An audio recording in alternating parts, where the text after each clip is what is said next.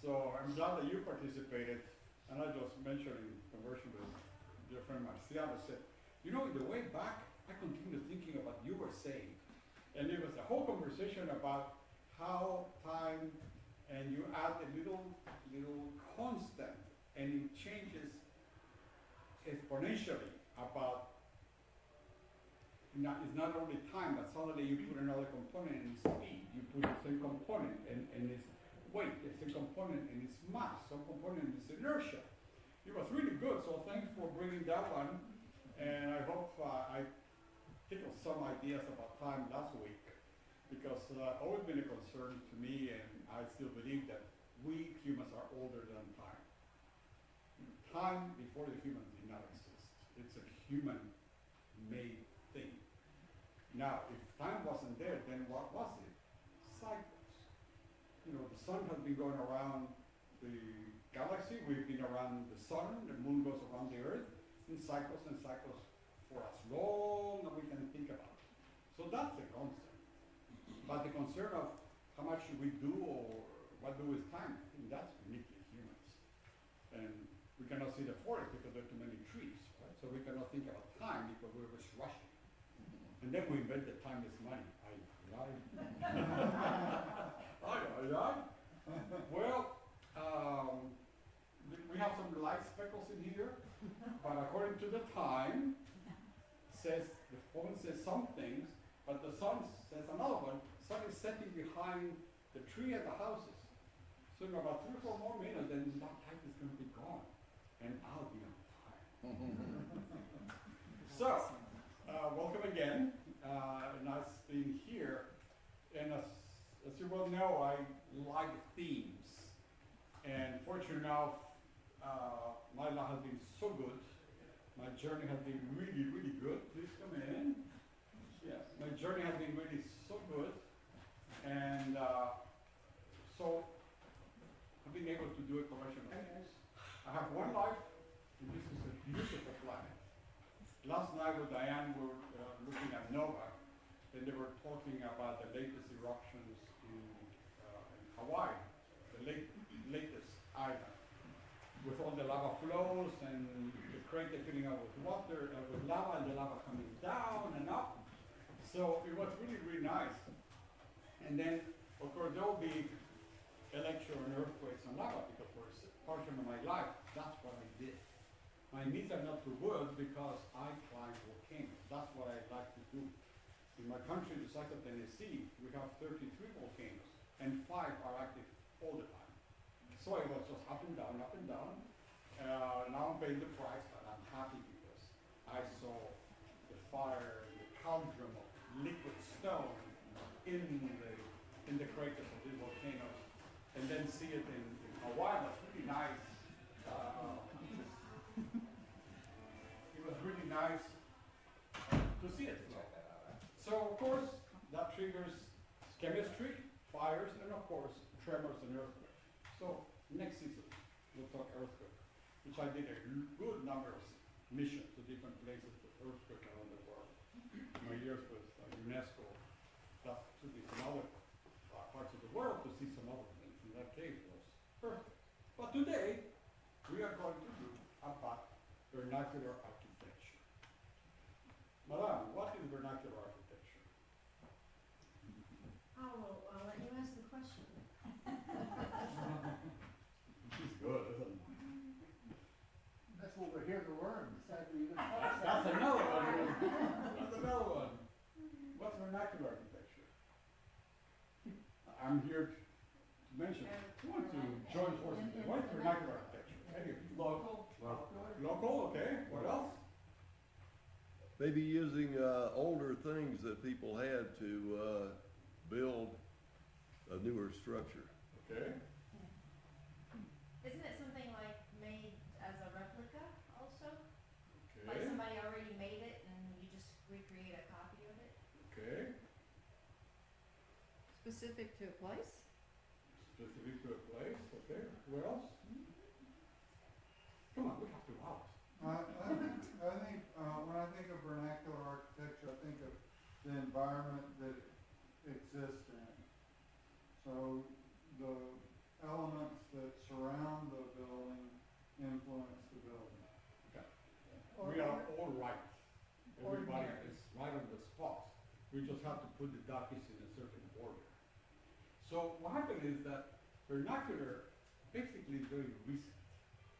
Mankind has been building habitats forever. Even the high apes build their own homes.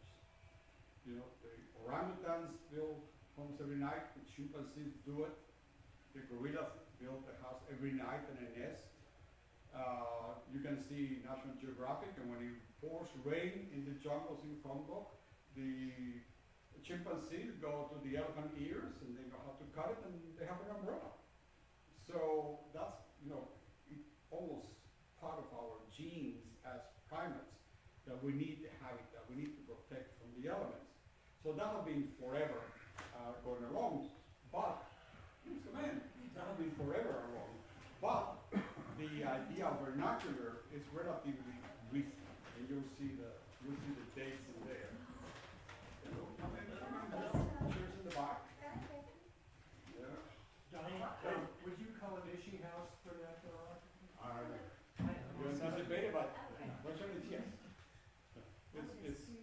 It's vernacular for how he did it, but his houses actually are mid-century modern because he had a heart attack and survived, and that was lucky for Ocean Springs because he had time to think and he began to read. So that's why we have the Ishi houses, but in a sense, yeah, it's vernacular because another component, there's something in the back there. What? So, is vernacular architecture your invention, or is that a common thing? Is that, if I went and Googled Encyclopedia Britannica, would I see vernacular architecture, or is that, I would? You'll see it there. All right. Now, 150 years, you did not. There's a date when this thing was let you know. And it was just basically the curiosity of the Westerners to search for a horizon. You know, that has been all space, but that has been a puzzle for it. But before that idea, things have to be thought and discovered, and this is one of them, and I'll show you why. So, it's hard to see the sun is doing his cycle going down, but I'm going to read in here, and there is a book in here that is called Architecture Without Architects. And Bernard Rudolsky was an architect, and in the mid-70s, he organized an exhibit in the Metropolitan Museum in New York, and the exhibit was called Architecture Without Architects. So he actually was an active architect, used a lot of photographs, got some grants, went around the world looking for vernacular, you know, even though most of the people were not talking vernacular. And then the exhibit was there, a lot of people visited, it created a big drama between the trained architects. This book was produced, but of course it's 1970s technology, so unfortunately the photos are all black and white, very grainy. So they're not really very, very good, but you have imported some of these images in here. Other ones I found in the net, and other ones I took them around Ocean Springs. So they're going to have a little thing that goes, but feel free to go through this one, Architecture Without Architects. So, what is written in here, I'll read for you, it says, as modern architecture progressed in the 1970s, a new interest in architecture with architects developed, and that became called vernacular architecture. This architects began to see the built environment, everything which was already built. But up to that day, architecture for the architects was only design. Architects were to design, and the customer to pay for the construction. But it was basically geared to design. And the 20th century has been this progression of trying to one architect outdo the other by creating shapes and forms and spaces and volumes, but their main concern was the issue of design. So suddenly this thing appears of architecture which is already there. So people say, is that architecture? Because it's already there? What about the sign? Well, when those old buildings were built, they were designed then. So the view of the modern architect is very, very narrow. And that's why I decided one day, I am not gonna be an architect anymore. And I divorced. I was trained, I'm still doing it, but I didn't like that everything was going this way. And when I introduced myself, I used to be an architect. And people ask me, okay, you used to be, what are you now? I said, I'm so glad to be back to be a normal person. Because architects are criticism, unpredictable, complicated, prima donnas, they never on time, they understand budgets. You know, it's all about the design. So suddenly in the 70s, this thing began to be questioned. You know, what about all this architecture that is already built? So of course the modern architects and the intellectual architects say, no, that's not architecture. Okay, then what is it? If you say that it's not architecture. And even new building, tomorrow is already old. And when architects look at magazines, that building is already 8 years old. And they think it's the modernist and the latest thing. Well, to get recognized, to get to the magazine, we have to take time. And then the construction time. And then looking for the money to build. And then go to drawing construction, and finally, at the beginning, the design. So anything that is of the latest fashion is already 8 years later. So, as a professor in School of Architecture, I always believe that my job was to teach architects 15 years ahead, 15. Because when they were at school, they did not know that they did not know. They were just young, ambitious people, but no experience. You have only the school. So I said, no, my job is to prepare you in 15 years when you are a mature architect. Now we can be taught. So this is more of what's going in the 70s. And then when this thing of architecture with architects appeared, they said the new interest and its concepts, it was the naive art of the builders. So this is people beginning to put ideas on what is this thing of vernacular. So everybody agreed that before there were architects, there were builders. And there have always been architects, but there have always been builders. And some of the big builders and big architects, they were started as builders and then finished as architects. Palladio was one of them. Palladio never went to school. The cathedrals, the Gothic cathedrals in Europe. Come on, please, there's some chairs right there. I see you. Oh, I can do it. Hi. So the big cathedrals in Europe, the Gothic cathedrals, it was the latest technology, and it was developed for one reason: they did not have money. Sounds strange, but they didn't have money because they had too many wars, and wars took a lot of effort and little times in between to do other things. The Roman Empire was the United States, big, powerful. When you visit the Roman buildings, walls are that thick. So when you have a wall that thick, 2-3 stories high, you can imagine how much you have to bury underneath as foundations. So when the Gothic appeared, little money, imagination, and time, because the wars, they began to think, how can we do it so that buildings do not have foundations? Because otherwise we bury a building or two underneath before we get the new one out. And the beauty of Gothic is that it came at the right time when glass was rediscovered. The Romans had glass, and with the collapse of the Roman Empire, the Western tradition, glass was forgotten. All through the 600 onwards, there's no glass, because it was forgotten how to do glass. And the earliest glass is 1034, and it's a little window in York Minster, the cathedral in York, and it said that 1034, that's the oldest piece of glass after it was rediscovered again. By the time the Gothic came, this was this beautiful material that kept the weather out, brought the light in, because all these early cathedrals are very dark because there's no glass. So now light comes in, It's built with little pieces, it's very thin, it's very light, and now the windows can be enormously big, because that means that building doesn't have weight. Because glass is light compared to stone. So it takes a lot of things to do that one, but those were master builders, the ones who were doing that. The cathedrals, it was a 1 to 3 testing, exploring every time. And now this thing of vernacular architecture is that if all these things were done by builders, where are we the architects?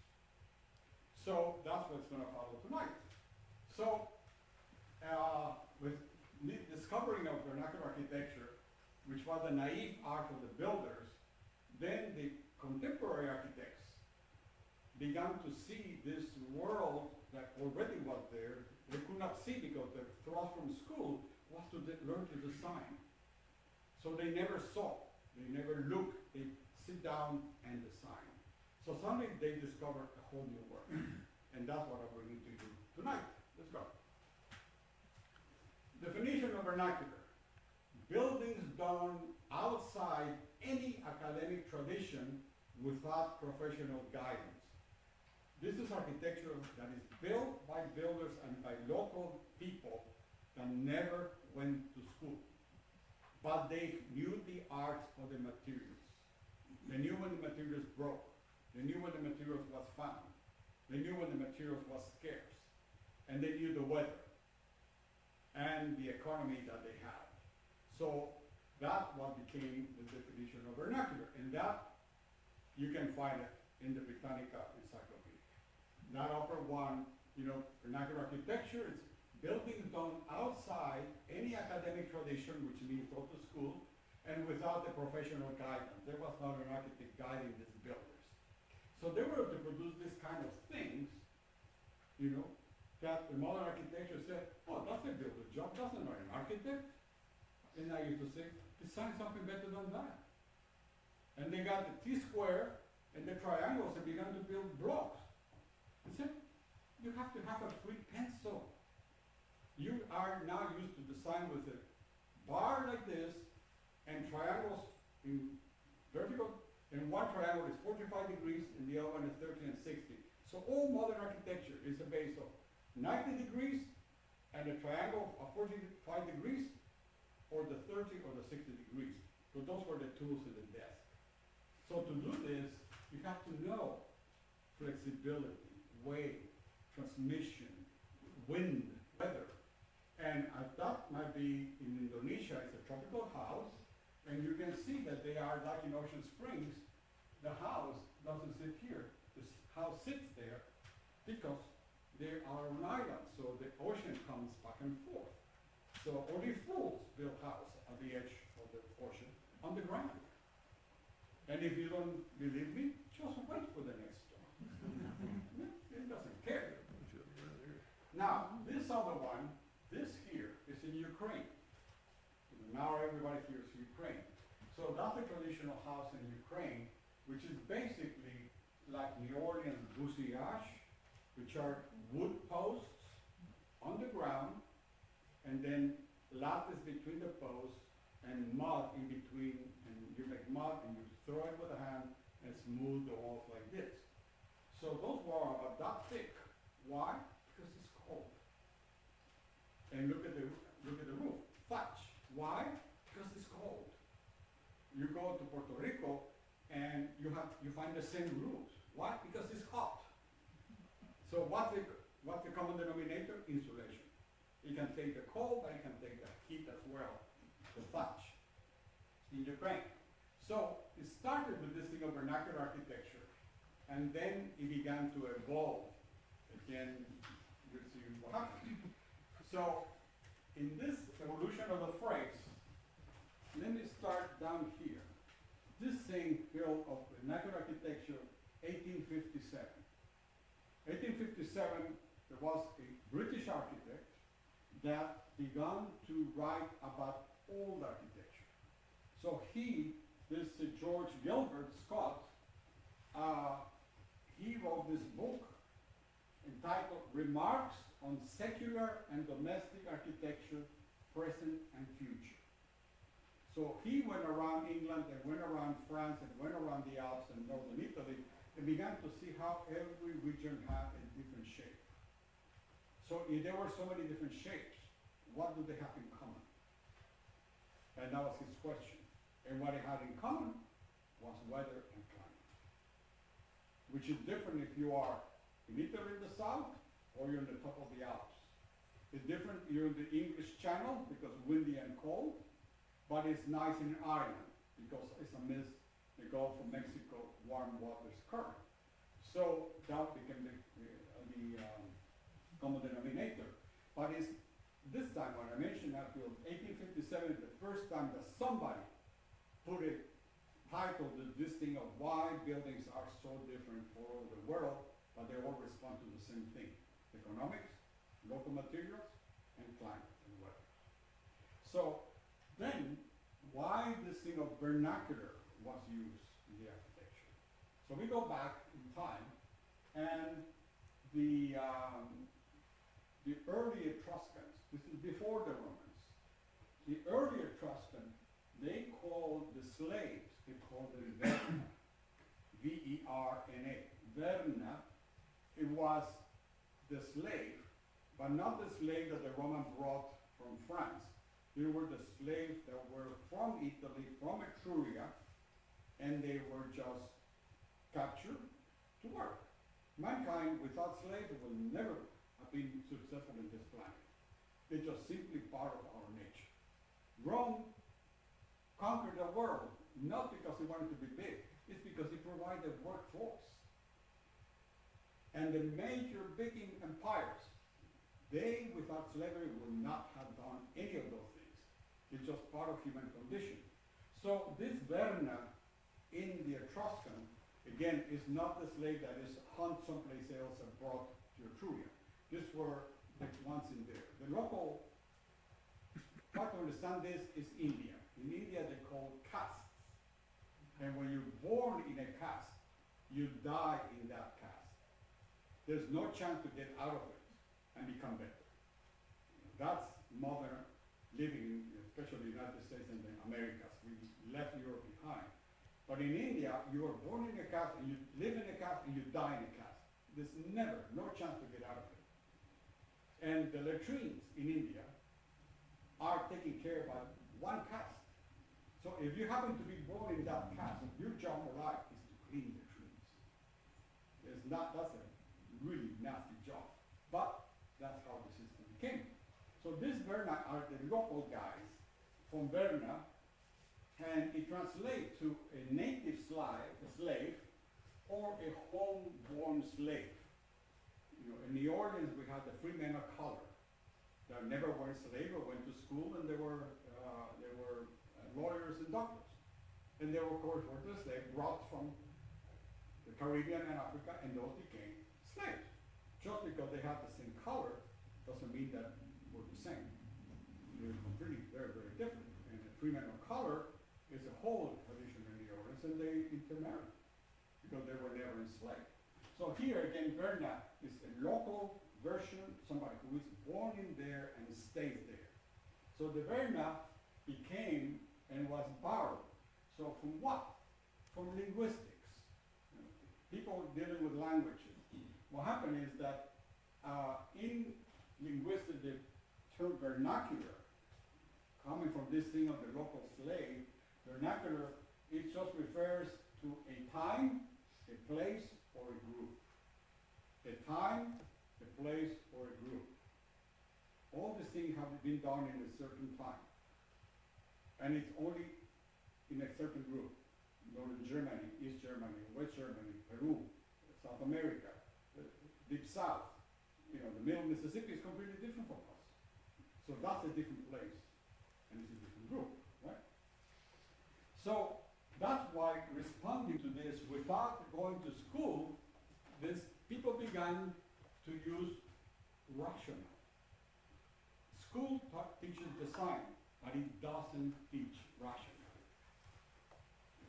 It's not part of the academic Western tradition to teach what's rational and what is not, but sure methods and design to create this kind of things. So I'm going to be reading there and you look at the images on the right, because you're gonna see how the city needs to change. Let's go there. Other definitions, okay? Frank Lloyd Wright, the architect from the United States. I don't like the man. He was a good designer, horrible builder, and very presumptuous. But he's an icon in the United States. Okay? So let's see what he said about vernacular.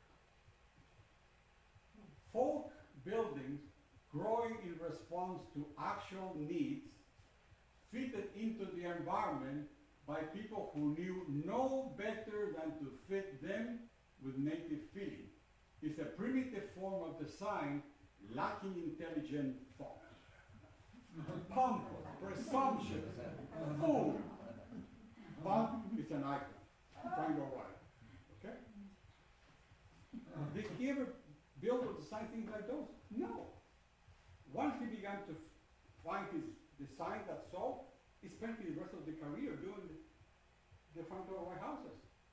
Changing the name of the factory, the Robbie House, all of these things. But the concept really never changed. And when it comes to falling water, some of you have been there. I don't think that's Frank Lloyd Wright. He got commissioned to do this by a wealthy guy in Pittsburgh. 9 months afterwards, he had not surrendered any design, and the customer architect's work is, okay guys, let's get together, let's see what you think about, and people began to put their ideas. I've been part of that thing in some firms. We all put ideas, and the head architect decide this and here, mix it with that. But the falling water is so different from all the traditional house from Frank Lloyd Wright that I doubt that he actually put it bigger. He was the top of the firm, not the director of the orchestra. The director of the orchestra can be a good musician, but the concert that comes to play that night plays better than the director. But it's not the director, it's the star of the night because it's good. Right? And when something goes wrong, it's the director's fault. So that's what Frank Lloyd Wright said about vernacular, right?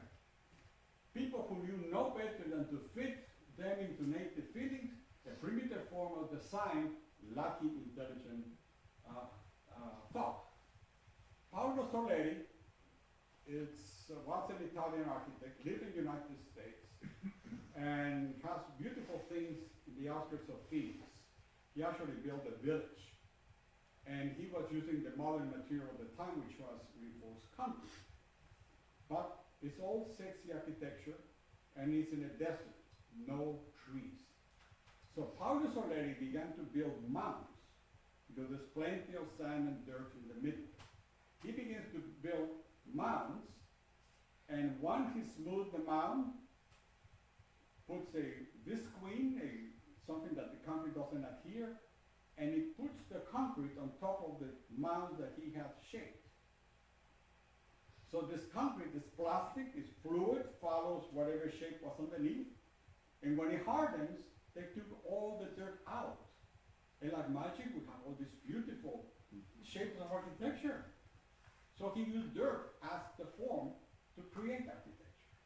So Paolo Soleri is beautiful visiting his places, and he did sculpture, painting, crafts, ceramic, bells, really, really prolific, and sat down to write. So let's see the difference. They're more or less, Paolo Soleri was probably 45 when Frank Lloyd Wright was probably 65, someplace in there. Now let's see what Paolo, being down to earth, having rationale, he wrote. He said, vernacular architecture is not clearly defined as a specialized discipline, because they were searching what is this thing, the building that already existed, and they look different. So it says, it's not clearly defined as a specialized discipline for the study of dwellings or larger complexes. This type of architecture combines both architecture and anthropology. Anthros in Greek means mankind. Polos is treated. So anthropology is the study of the different groups of humans. So here, Paolo Soleri puts together architecture with a group of people because we are all different. You know, the German hates to be an Italian, Italian hates to be a British, the British hates to be, you know, a Nubian. So they deal with groups. So he said, you know, combines elements of both architecture and anthropology with aspects of history and geography. Aspects of history, why? Because it's a tradition of people building similar things. And geography, why? Because the climate changes depending on the place. So I like him and became, you know, the closest version accepted. Then Bruskin is a German who also got interested in vernacular, and he wrote, building design by amateurs without training in design. That's pretty close. Built by amateurs without training in design. These guys are not amateurs. They are builders. They know their trade. You know. An amateur doesn't know how to tie two pieces of wood using hide. It's just like a sailor that doesn't know knots. What are you doing in the boat? It's thrown overboard. It's just dead balance, right?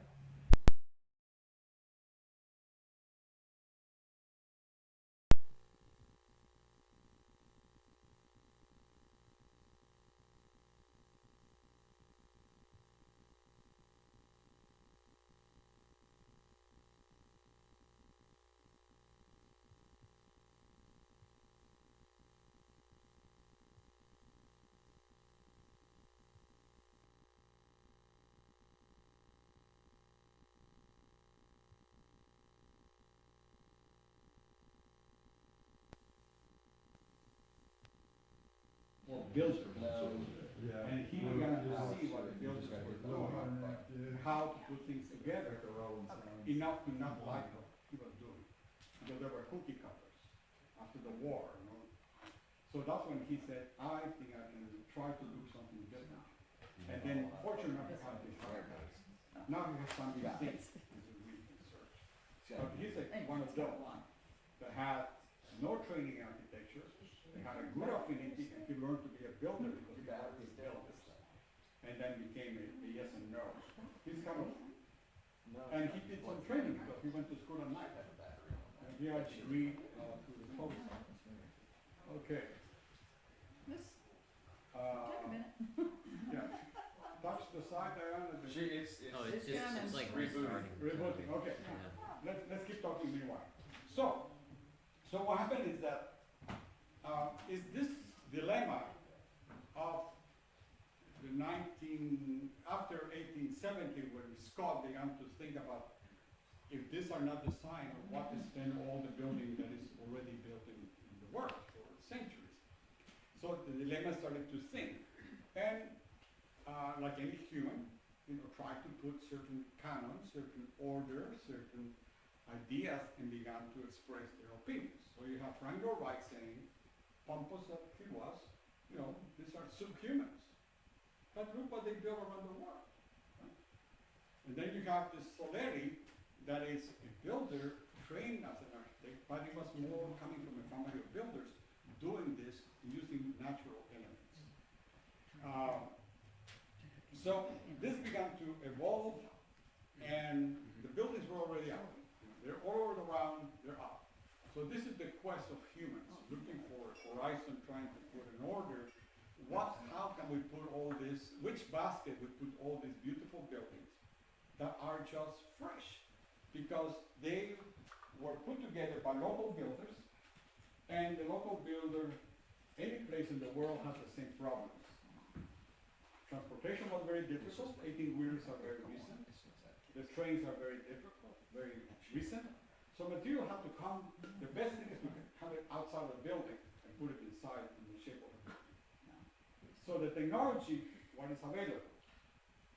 Technology is always, the builders always use the latest technology. And I add to that, what is available in technology? I was in the Nile, in Egypt. And I'm looking at the canal, maybe 30 feet wide, and I'm on this side. I reached that place in a Mercedes-Benz bus with air conditioning, sitting in a bus, and we stopped at the edge of this canal. At the other side of the canal, people have not invented the big terracotta brick yet. But they have been doing that for the last 8,000 years. But the technology that is available, there's some in the back corner in there. Excuse us, thank you. We didn't pay the electrical bill, We were able to ditch the kids. yeah. So what's really interesting, because here I am in this Mercedes-Benz bus with air conditioning, looking at this house built with mud, because they have not discovered how to bake the mud and turn it into clay. And then a jumbo jet flying above us. And these people are still living in this house in the desert. The most precious value is the donkey. The donkey moves the water from the river up. The donkey carries load. The donkey carries the product to market. The donkey gives milk, and it's warm in the winter. So the innermost part of the house was the house of the donkey. Because if they lose the donkey, they go bankrupt. So the donkey entered first, and then the human began to enter. That house was built with palm leaves. There's some palms in the Nile which is a trunk pipe opens like that. So they have learned to put holes in the ground, put the palms like this, weave the edges of the palm, and they have plenty of water, they have plenty of mud because it's on the Nile. So they make mud and they cover the side of the palm. That's the structure. And because it's a desert, doesn't rain that often, the roof is 2 or 3 pieces of wood, and then this palm and the mud is on top. So that house was built with the latest technology that the guy was able to afford. Right? So technology is very relative. It only exists when you can afford it. These guys have crossed 30 feet of water, separated 8,000 years from where I was. Because the jumbo jet went above, the jumbo jet took me there, and I was in air conditioning. But that guy had not discovered that fire and clay mix. So that's what said is the latest technology available. So that's what this local thing about vernacular is about. Every group in the planet has done what is traditional. And traditional they come because they seem to repeat. The Egyptians built with stone. Why? Because they have stone. The Mississippians culture along the Mississippi River built the same pyramids with dirt. Why? Because there's no stone in the Mississippi River. And if you have asked the Egyptian, would you rather build in stone or you build in dirt? The Egyptian probably has said, I'd rather take the dirt. Because I can move it in small basket. Stones is hard to quarry, hard to move, it's very heavy, but that's what they had. And they had the water and they had the mud in the Nile to make sun-dried bricks, which were used a lot, but they never turned it into baked bricks, the terracotta bricks. Why? Because there in the desert there are no trees. There's no fire. So everything began to have their own sense. You go to places like Spain, Italy, Northern Africa, plaster is everywhere. Why? Because the limestone is available and they had forests. They were able to afford to chop trees, turn them into charcoal, and then cook the limestone, do heat process, and it turned into this beautiful material that now we know as quicklime. So every place has its own particular one. What you don't have, you cannot use because it's not there. Like the Egyptians, they never had baked brick. Because there are no forests. There was no fire to turn mud into brick. And it didn't rain, so there are billions of sun-dried brick, the same size of a brick, made out of the mud, sun-dried. And that a lot of them. Okay? 42% complete. Okay. How much more you got? How much more you got? Why do you mean don't look? No, I'm talking about you. You're doing really good at stalling right here. So the vernacular as the Western European began to put idea, this type of vernacular architecture is nothing more than the first response of the local builder to provide you with a building to work, to live, to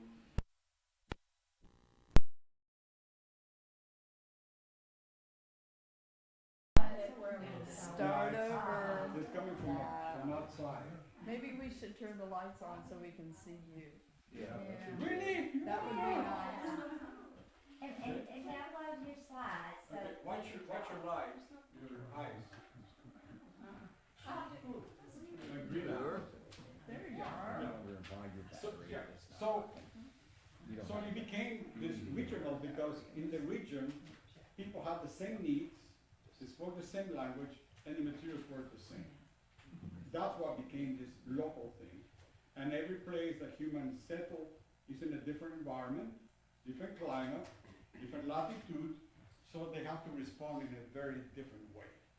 And that's what began to do the buildings which were logic, were affordable, and with a technology that people can afford.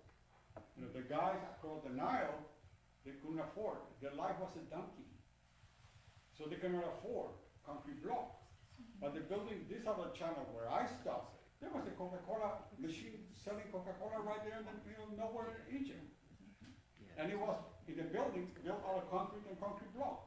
And it had electricity, the power lines were on top. The guy across the channel could not afford to tap a wire to those poles. So it becomes very, very small, you know, world for this kind of people. So I can go on and on and on like those, giving examples of why things are so different. You talk about the igloo. The igloo has the latest technology that they were able to afford or have. And their dilemma was the cold weather. So what's the best thing for cold weather? Insulation. So where do you find insulation in the Arctic? It's everywhere. It's called snow. For us, it's very difficult to understand that snow can be an insulator. Snow is warm. For us, it's not. But snow cannot go lower than 30 degrees Fahrenheit. If it goes lower than that, it freezes, turns into ice. If it goes higher than 33 or 34 degrees, melts. So snow has a very little window, but it's there. So once in the Arctic these people began to build their igloos, they were very comfortable because snow is already 30, 32 degrees. Okay? My blood is 96, but outside is minus 50. So 32 degrees above zero compared to minus 50 outside is darn warm. It is. Because they are not in minus 50 degrees, they're in a plus 32 degrees. You get a family in an igloo, we all share heat. From whales and wild ones, they put a little flick. There was always a flame in the igloo. It's surrounded by insulation called snow. That flick is enough to warm and move the warm air.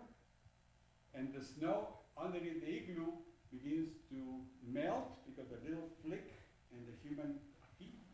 That little thing turns into water and it freezes. And then suddenly the water follows the curvature at the edge of the igloo, and there was a little trough. And that's how they dispose of it. Why? Because that's all they had. They got blubber from fish and they have snow. And they're humans. And they're hot-blooded mammals. So you build with what you have. So snow is an excellent insulator because it never gets lower than 32 degrees. So it's not bad. Now this is melting all the time, but also the snowing outside, so this is a constant recycle, right? You get more snow on top, there's snow in here. Who is from Illinois or friends are from Minnesota? Wisconsin, that's Yes, if you go back to your childhood and you see farmhouses, right? Farmhouses, north Wisconsin, were built above the ground. Remember? Mm-hmm. What farmers did to keep warm in winter in those houses with the snow?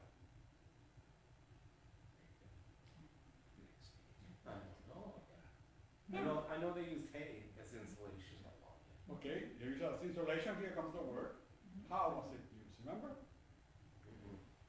Okay, you have seen in the beach in here, this palisade, their fence is made out of sticks. Have you seen it? They come in rolls and they put it in the beach. What's the purpose of that? To trap sand. Right? To trap sand. The wind has air-blown sand, you put a barrier and this collapses like this. So look, next time they have a big wind where you have grasses or you have those fences, there's no sand on 90. Where there's no grasses at the shore and there's no fence, this white sand crosses the street. The purpose of any grass and those things is to precipitate the thing. So farmers in Minnesota, Canada and everything, they have the house in the middle of the fields, the little farmers, and before the winter, they make sure they put a fence like that you see in the Gulf Coast. Probably about 8 feet away from the house in the direction of the wind. So their purpose was to get the blown snow to close the gap between the dirt and the floor. Otherwise, the cold weather goes underneath the house. But if you put snow, that house is warm. It's not going to be less than 32, even though it's minus 20 outside. So they use snow with these barriers to close the underside of the house. They were warmer in the winter time.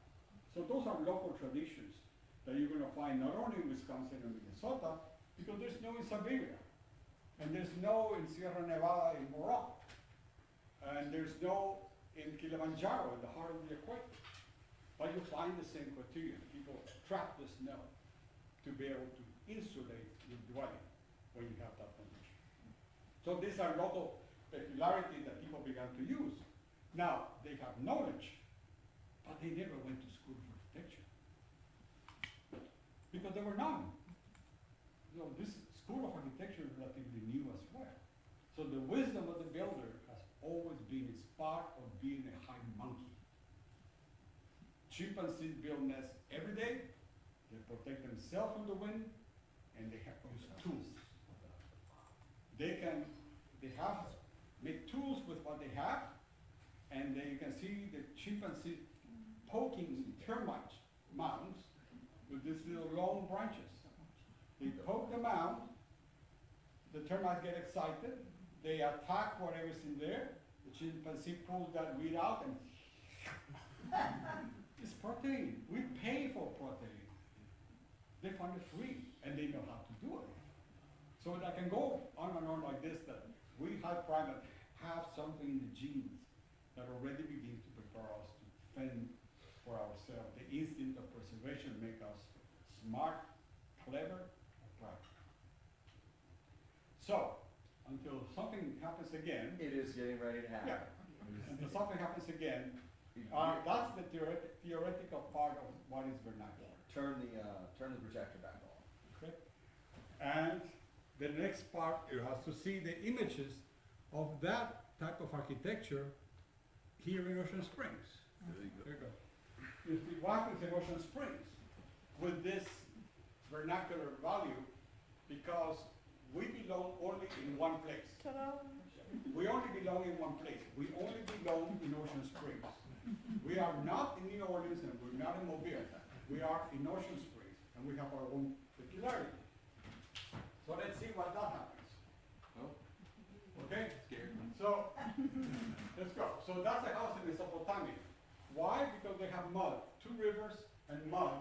And when you have a desert that is 120 degrees outside in the morning and it's 20 below at night, you need insulation. What insulation do they have? Dirt. It's like snow. It doesn't change. Earth is always 65 degrees. So it's kind of warm.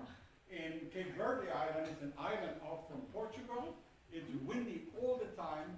It's volcanic. There's no trees, but they have stone. So they learn to do this kind of dwelling to be able to take the wind pressure. Let's go, Diane. All the breezes coming from the ocean, and you don't find angles. You find 60 houses because the wind goes around, and it doesn't present form wall to take the wind.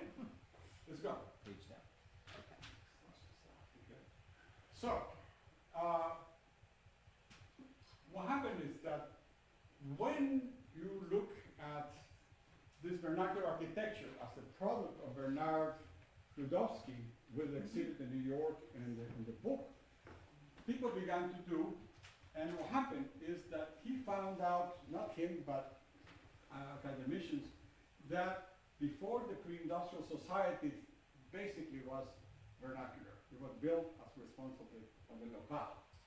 Then, the vernacular architecture constitutes 95% of the built environment in the world. So this is not 3 buildings. Our new buildings, the skyscrapers, are the minority. Because not everybody can afford to have the buildings that we have. We live in New Rome, a wealthy society, enough to build those enormous things. But the rest of the world still live in vernacular. 95% is vernacular to this day. So, that's an almost extinct American barn. Do you think an architect that went to the University of Mississippi is going to be proud to say, I designed that? But he doesn't know how to build it or how to design it, how to keep these things for 200 years. And unfortunately, these American barns are disappearing very fast. Why? Because wood doesn't last, and new metal buildings are now fast, cheap, and go fast. It can be erected easily. So they're putting down all these beautiful barns and turning them into these metal things everywhere, including your lack of the world in Wisconsin. Let's go.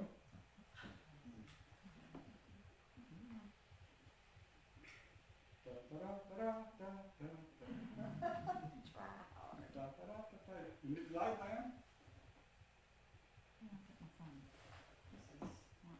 Okay.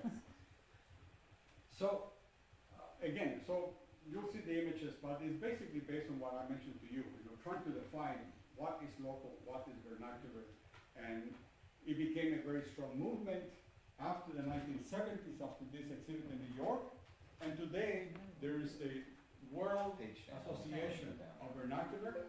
There are beautiful books about vernacular. There are now historian, anthropologists, and architects studying the vernacular, and there's even a new vernacular. And you're going to see what that means. If technology of the 21st century. I'm not trusting it. Okay, well, Madame battles that one. Buttons on it. So, the vernacular in Ocean Springs,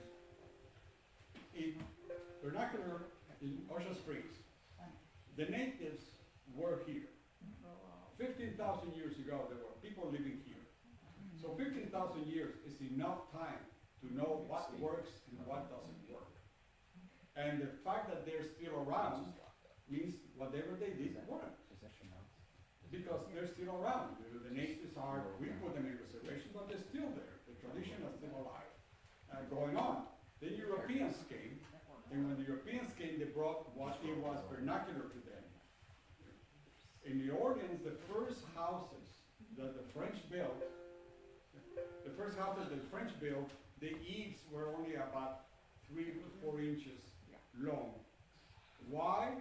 Because the French that settled in New Orleans came from the English Channel, from northern Europe. So the roofs were steep, no need for eaves because the idea was to shed the snow. What snow in New Orleans? It began to rain. So when they began to build this, they had to modify it because suddenly they're not in France anymore. Now they're in New Orleans, I'll show you that. So Rudowski, in the introduction of that book, he writes a little bit in here, it says that they did not know what vernacular was, talking about the Westerners in Europe and the northern part of the United States. But then he says, a prehistoric theater district for a 100,000 spectators. We think, the Cowboys, the Superdome, the Astrodome. This was done 1,700 years ago, a whole district of theater for 100,000 spectators. And he adds, and they are in the, it is in the American continent. But remember, we're still the children of Europe. We haven't become Americans yet. We still want to be like them. So it was hard for them, and he goes and photographs, and I show you this 100,000 people, spectators, that goes in there, and it's in the outskirts of Peru. Let's go. If it decides to do it. The other way. Just a different way to do it. Okay, so, That's what Ocean Springs. yeah. So, oh, that's how it was. Was High Mountain Bank? So let's go and see some of the imagery, because this is what I've been talking about, the philosophy.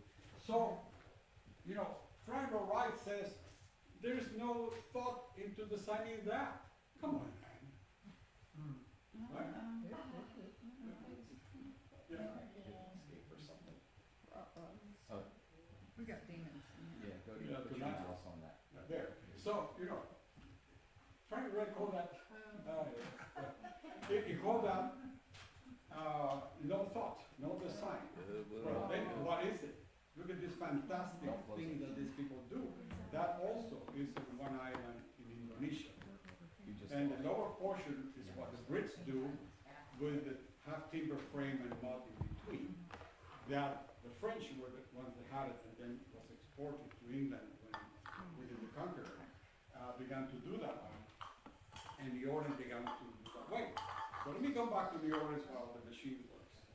So this French that came from the northern part of France, they had snow. They didn't have the tropical rain that we get. So the house, the roofs were of a certain pitch, and the eaves were only 3 or 4 inches.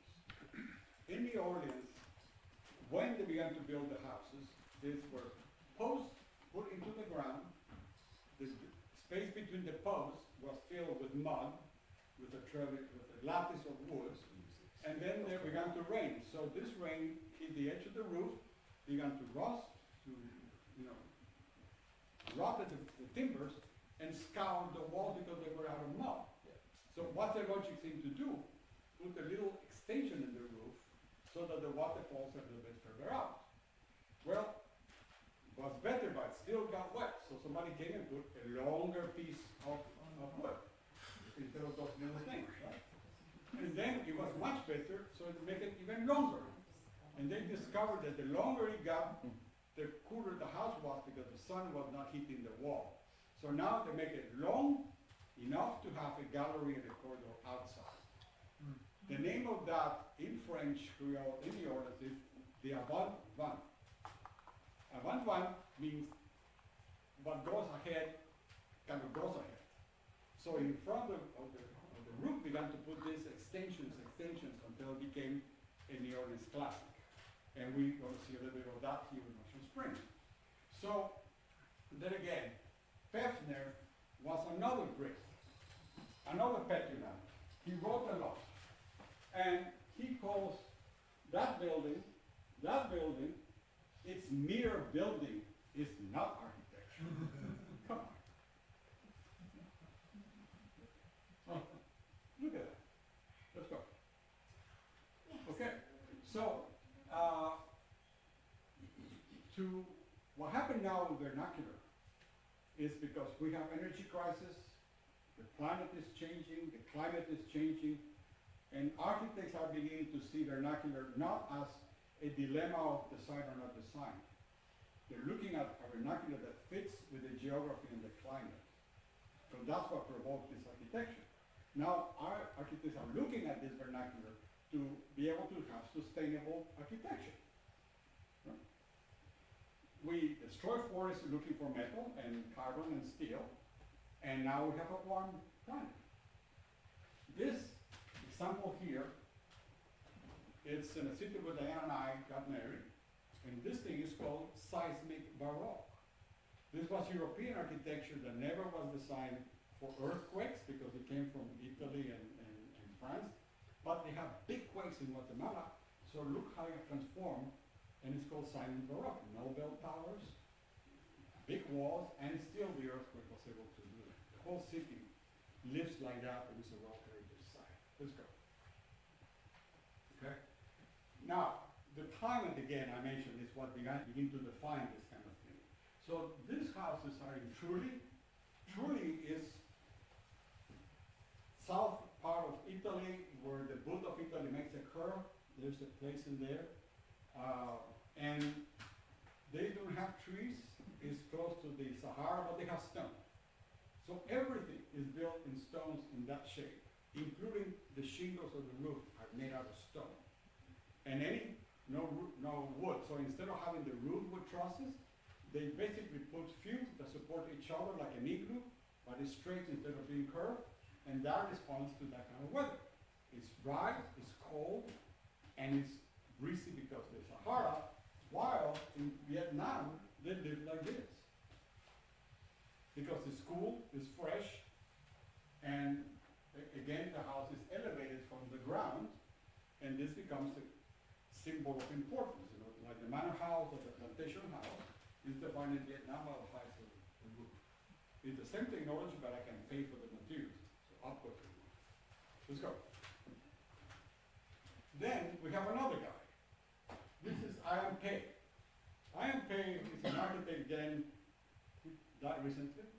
Big of the architect, did a lot of things. And he basically was against all this thing of traditional architecture, right? So what happened is that this guy said that the study of vernacular architecture has not been examined formally by schooled architects, but instead of the design skills and tradition of local buildings. Okay?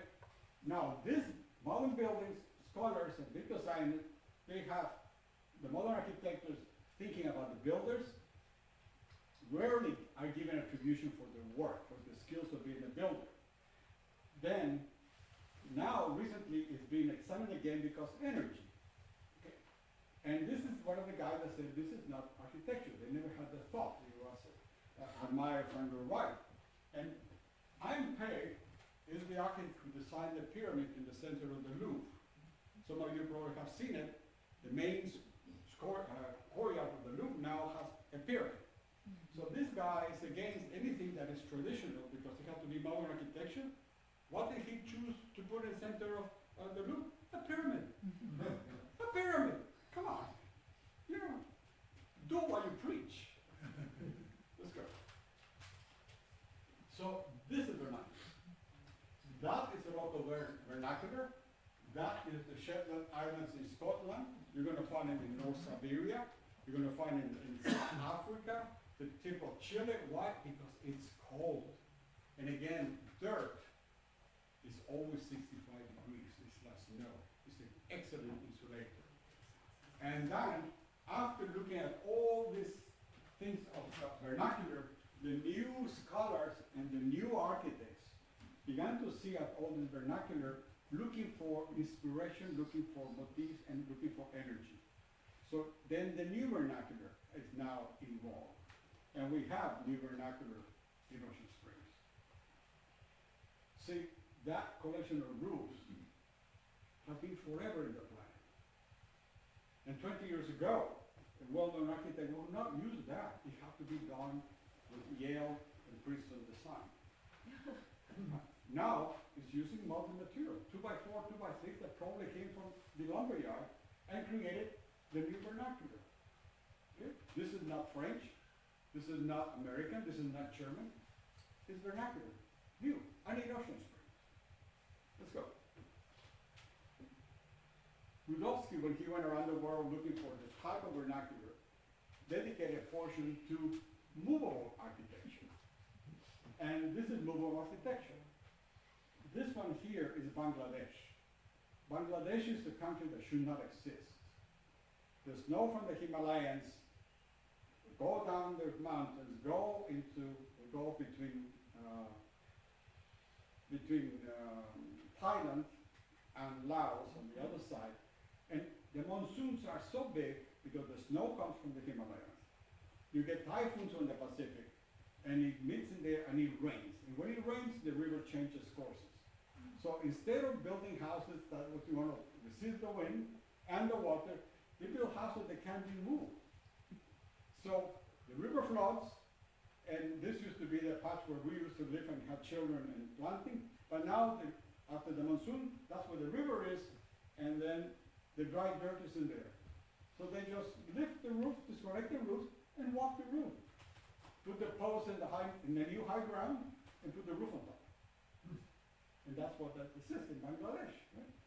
And you think that the Greeks were great for doing caryatides? This is Nubia. This is how you move the roofs when the river and the climate changes. Let's go. And then we have this beautiful, sophisticated thing. When you have these things that you see inclined in here, and they're really sexy. I wish the architects can design like that. And what happened is that that is not design, it's just practicality. This is North Sahara, where it's very, very hot. So what happened is that they had this, inside the houses, they built these shafts, like chimney stacks. And they put those vents on top to capture the breezes into it. You see this in southern Spain as well. And you see this white thing hanging inside those shafts. That is actually a cotton or linen drape. And on top of that, they have a little amphora made out of like the Greek wine amphoras. They fill it with water and they drip on top of those canvases. So what they have is air conditioning. The air is so dry, but the air now is coming in, and it's this cloth is hanging, it's wet, gives humidity to the air, and really comfortable. And it's the sign, but when the whole town lives like that, that's a very different story. I remember Franco Wright said, oh, they never had the thought of the sign. Here, the whole town uses a technology to be cool and to be fresh. Let's go. The same thing happened with planning. You know, this is a Moorish town in northern Africa where they came crossing Gibraltar. So you go to Tunisia, you go to Morocco, and this is what you see. Why? Because it's hot, no trees, no shade. So these are the little streets. And the street, the sun never gets there because it's always shaded by all the houses. And the light comes from these are patios and courtyards where the heat has a chance to escape. And at night, they sleep on top of the terraces. It's the coolest place to be. Let's go. Franco Wright said, a primitive form of design lacking intelligent thought. This is an 11th century monastery in Greece. This, 100,000 spectators in Peru. And Franco Wright said, lacking intelligent thought. Come on, right? Now, Rudowski, the one in the book, because he dedicated this thing, he said, a prehistoric theater district with capacity for 100,000 spectators in the American continent. So this is, there's a whole thing now with LiDAR and drones. It's a whole bunch of things that is disappearing. Because before it was almost impossible to see. Cahokia in San Luis is the same thing but opposite. They build it up. The largest pyramid that mankind ever built. So right there is San Luis, Missouri. Let's go. Now we talk with a newer naive. This is architects playing naive. You have to go to school to do that. I'm sorry. You can have all of the theories that you want to, but China is now doing naive because they have the power to do it. Saudi now used to build with reeds and mud. Now they can afford concrete and brick. And then the southern places in the tropics, the architects come and they try to be vernacular. There's a big world in between there. You know, everybody has his own taste, so that's okay in Disneyland. You saw the originals, you know, in Mesopotamia that they have all these mud runs. So somebody went through it. So those are now in concrete, with concrete tinted, and people barely live in there because they're so hot. They're made out of concrete. They're not made out of mud. They heat up. And then freezes at night, and the high Mesopotamia area. Let's go. So now let's go back to Ocean Springs. Okay? So in Ocean Springs, it's really diverse because we have been here for a long time with many cultures. So we have traditional architecture that probably, like this house on the beach, I don't think it was built, I mean, it was built by a builder, not necessarily an architect. My family had the same house in Guatemala. The only difference is instead of have metal roof, we have terracotta tiles. But it was in the Pacific lowland. It's hot, like it is in here in Ocean Springs. And in the summertime, you sleep outside because it's hot inside. And it's at the beach, so it's up. And the avant point of New Orleans, this roof that kept growing and growing, got wide enough to now let's use the space, and the sun doesn't heat the walls. The house is much cooler. We have a connection with Chicago. The train brought people from Chicago. St. John's Church is by the man who invented the skyscraper in Chicago. He came here, he had a house in here, and built several things. So this is basically northern architecture that was brought from the Chicago. Those roofs are filled with snow, but not in New Orleans, I mean in Ocean Springs, right? So it has this particular difference. The interesting part is this. We know that it's from Chicago. Snow. Remember the house in Vietnam and remember the old house with thatch?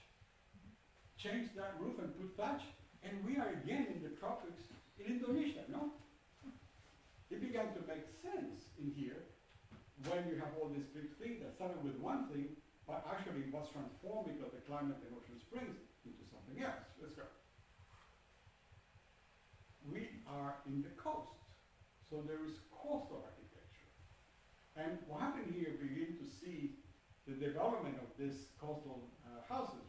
What you have in common is that these long awnings on the side and in here is the avant-garde from New Orleans, the tropics. It's growing and growing to the front, but the houses are relatively simple. The house is basically this roof pitch like this in a rectangular plan. That's the original house. The coastal conditions require shade and be able to sit down when it's raining, so you move the rain out. That house is the same rectangle. Here is the roof, and they added this upon one because it rains. This one is coast, but instead of going around, they went only one side. And this one is a perfect example of tropical architecture because when it's well shaded, they're horrible for photographs because it's in the shade, right? But you can see the house inside is still the same rectangle with a roof like this, with the avant-gardes at different places, and screen porches. And to make it better, they covered that with green, which shades the house, and it's more comfortable. Horrible for photograph, but it works well. Okay? But it's basically, you can see that the house is the same. The rectangle with the 2 roof or 4 roofs, just being turned into coastal architecture. That doesn't need design, it needs common sense. That most of the designers do not have. But create this vernacular flavor. Okay, let's go. And they have this practicality. We all have enjoyed, or used to enjoy, coffee in a greenhouse. And it was very comfortable to be there, remember? When they opened the glass in the back, it was nice and cool to be there. No floors, it was just gravel. And the little coffee shop was only the front. So it started as a greenhouse, no design, but it was transformed wisely into this nice coffee house. And another guy has this, the residence in one side, and needed to put a garage for his boat, the jet ski, the windsurfer, the motorcycle, the lawn tractor. So build this barn, and it just gives it a flair. It gives it a flair. That is vernacular. See, these are local people putting ideas that build a following, and it turns into its own beauty in itself. Let's go. And then the front piece. This is as American as the cowboy movies. Every cowboy movie is always the same building that we have in Ocean Springs, the roof like this. But they put the front, and it was a salon, and a hardware store, and it was something, you see it in the movies. But here we have a corrosion in the audience. It's a big barn in the back. There, but the front is what gives the statement. And this is, no, this is the builder and the owner. What about this, what about that one? That creates its own spirit of locality. Let's go. This is nice. Right? The buildings are good for art as well. So why we have a big wall is use it. So there's a different place in Ocean Springs. There are more, but this is just a sampling of them, which are really, really nice. And here, this particular one is nice because it has its own carport. Phil Woods eats your heart alive. That's right, yeah. Look at the carport in here. I love it, yeah. But you can see the flair of what is this vernacular. It belongs in here, doesn't belong in Paris, doesn't belong in Stockholm, it belongs in Ocean Springs on the coast. That's why the word verna, from the Etruscan, which is the slave that is from the place, is vernacular, is born in here. These are examples of what I'm born. Let's go. Even car got in there now. Let's go. And then the Katrina cottages, you know. There was a solution for a hurricane. Mass-produced, easy design, easy sampling, but then people began to modify them and put this interesting flavor into one. We all know where this one is, right? Just put more Esplanade at 2 o'clock in the morning. Wonderful hot coffee there and all the fishermen are there. It simply doesn't close. And then the Katrina has become a language on its own. There's even a Katrina village just east of the YMCA. The whole subdivision was made out of Katrinas. 2-story, 1-story, short, long, etc. So it became now a icon of the Katrina season. Let's go. And then the history and transition. This house is old, one of the oldest houses in Ocean Springs. He follows the tradition of the French cottage. You can see the little avant, the roof just kicked in a little bit, and it got wet by Katrina. Now it was lifted, they put steel beams, and up it went. So that house is 7 feet out of the ground. So it's up in the air. The guys are still working. The whole house is supported by 2 steel beams on top of this wood, you know, like Jenga like this. And the guys are doing the foundations underneath. This is on Martin Street. Let's go. Then the cottage. This is beautiful. It's hard now to find a cottage that hasn't been changed too much. But it's just beautiful. It just had the charm of the coastal, it had the gingerbread of the Europeans coming this way. It had the porch here. It had the avant-garde. I think they're beautiful. And they all come in colors and styles and places. Nice. Let's go. Then, what I call development. Okay. I need a roof, right? So we live on a place that the train made. The train first came from Chicago to here, and from here you went to Mobile and New Orleans. The train came from Chicago. That's why we have so many Chicagoans here. And it's still the train town. My house shakes every time a train goes. So what do we use for vernacular? Remember, high technology and the coast? Railroad ties.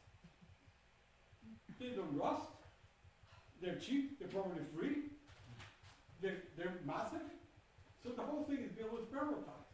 That is local. That's vernacular. So with a post, with a roof. Once I have a roof, I can make it a little bit better. I can cover a portion of that one to make it now a shed. If you're woods, you have a more sophisticated carport in front of the roof that goes in there. And the other one is a beautiful one. This little shed in here, it's in St. Martin, and this clever guy understood structure. An architect would not design that. If you go to the the roost and all those things, you can see how the architects are doing all this kind of process. But they're not unique like this. I really like that one. It's very, very clever. It takes the wind perfectly, it's cheap to build, and has a lot of capacity. Let's go. Then, remember the main building that I said, a rectangle with roof like this? Okay, it's here, but now it has a front gallery, and now it has a screen porch. Here, it's still there, this is the rectangle, but it has now this awning, like a one bump in here, long eaves, and have a gallery, but they take advantage of the second floor. But it's still the same box and the same roof, just being adapted according to technology and money. Let's go. Okay? And then the porticos. It's a beautiful collection of porticos in Ocean Springs, with all kinds of expressions. And these are local buildings, and the owners say, what about this, what about that? But the house is still the same, the rectangle with the long roof. Let's go. And then we have additions. Grandma built it, the children was born, the grandchildren were born, the grandchildren are born and want to live in there. So we can just, let's keep doing it. Let's keep doing it. Look at this house here in the bottom. You know how many generations are there? Everyone just builds a little bit, but at least they kept the style. Here, they kept the original house with the porch, the first wing, and that one that probably was designed by an architect. It's white, it's big, it doesn't have scale. And then this is another nice cottage with the same rectangular traditional building, but somebody built this a la moderne, and it looks like the house has like a truck and carrying this portable thing in the back. Right? Nothing to do one with the other. But this was a school person. This was a local building. Let's go. And there's another kind of vernacular, because vernacular is about cultural traditions. So we have this beautiful array of vernacular boats. The one that gets the bait small, the one that gets the bigger bait, the one that takes it to the Katrina cottage, the one the fishermen buy to go shrimping, the big ones. So there's all this array of vernacular, which are local boat builders, and then somebody comes and, you know, I'm sure this guy has got wet by the waist many, many times. So now he can shield himself and splash in the breeze, right? It's good. And we have another one. You know, I can go on with this, which are true vernacular that fits in the Gulf Coast. This is not unique Ocean Springs. You see it in the Gulf Sea, or at least used to. Now there are not that many people are doing it. But these are just, it can be an iconic photograph. I'll take this to Stockholm and give me a gold medal. And I said, I think they're beautiful. This gates to nowhere. The first time I saw gates, I said, why are they building gates that go to nowhere? And then I realized that people want to guard what is behind, so they put a gate in the pier. And there's a whole collection of those, but these were really, really good.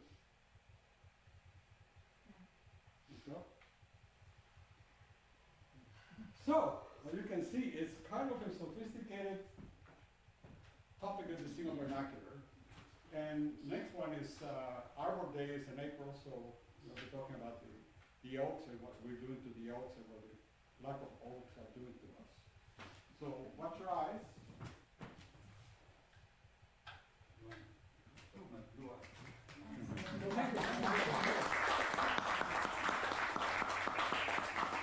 Yes, he had some schooling, but started as a lawyer. Became an apprentice with a commercial builder. Enough to be wise to say, I don't like what we're doing. And he began to do something different, but still not too far away from the builders.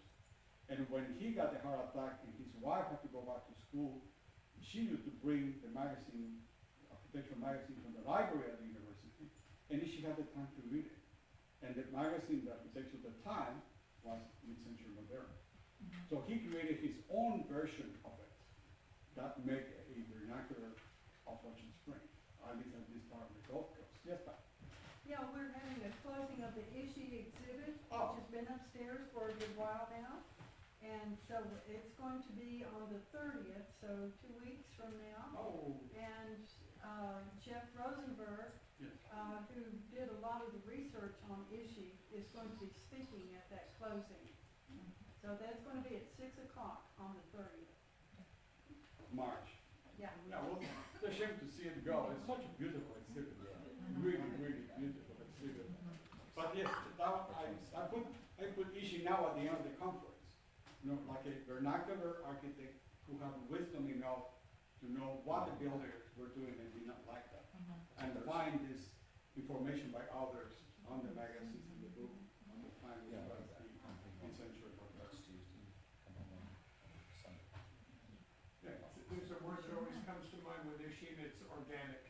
Yes, yeah, yeah, because Ishi had 6 children, 7 children, something like that. Yeah. And then when they got sick, the girlfriend got sick, the lover got sick, the wife got sick, the children got sick, the dog got sick, the cat got sick, and the poor guy had a heart attack.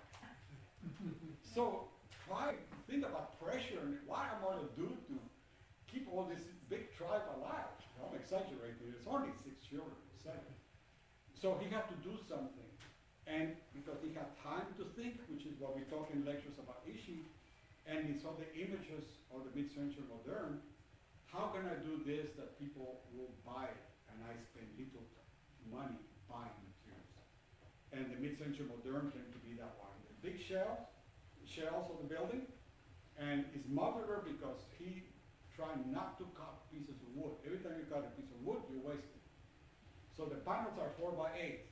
The plywood is 4x8, the sheetrock is 4x8.